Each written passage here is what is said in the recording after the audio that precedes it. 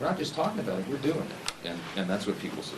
Let me talk about the Save America Act. You've heard a lot about it this morning. It is very important. Another thing that is very important to the American people, and another thing that the polls show that everybody's in favor of. Common sense legislation to just ensure that American citizens decide American elections. It really is that simple. Remember, House Republicans have already passed the SAVE Act during the last Congress and the current Congress. I was one of the original champions when we first had the press conference out on the House step to introduce the SAVE Act. Chip Roy and I and Mike Lee in the Senate and others were there to say that this is long overdue because we know that non-citizens have been participating in elections, and it was a simple thing to say that we need to make sure you have to have proof of citizenship when you register to vote. Everybody should be in favor of that. I mean, it's what the law requires and anticipates, and we've got to make sure it happens. So now we have the Save America Act.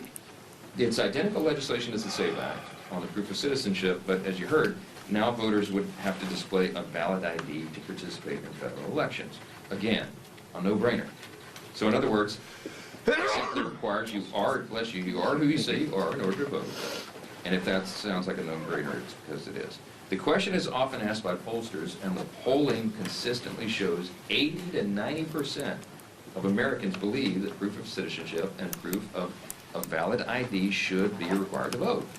And there are a few issues in American politics that have that level of bipartisan support. This is one of them. The issue has so much support because it's just common sense.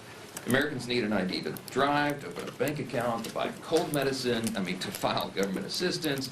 As is noted by the leader, you even need an ID to attend events of most Democrat politicians and even the Democrat National Convention. So, why would voting be any different than that? They can't answer that question.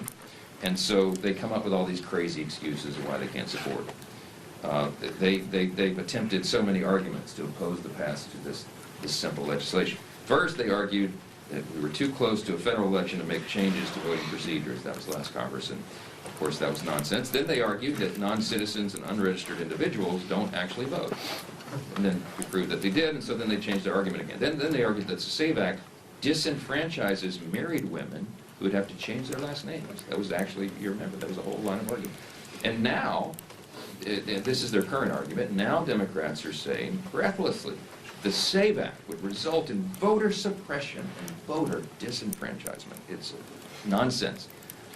Do you know what actually disenfranchises voters? It's when non-citizens participate in our federal elections and counteract the votes of registered American voters. That's what we have to stop.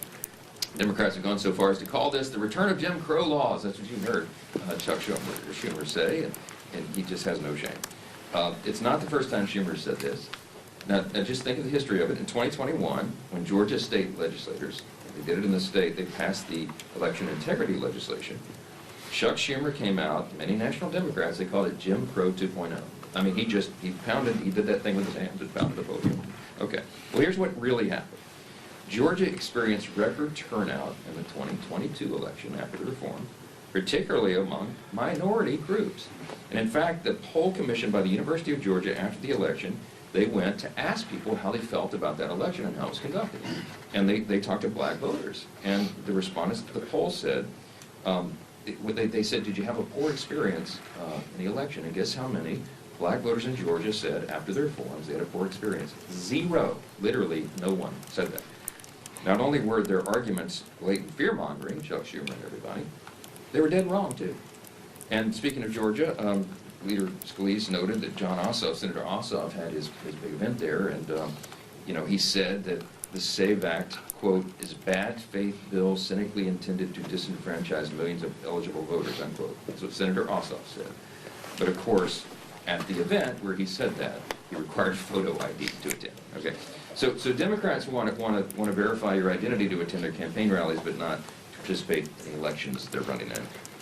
Despite the vehement and incoherent and frankly ridiculous opposition from Democrats, Republicans will continue to stand with the overwhelming majority of Americans who want secure elections. We're going to do the right thing. We're going to do the common sense thing, and we're going to pass this.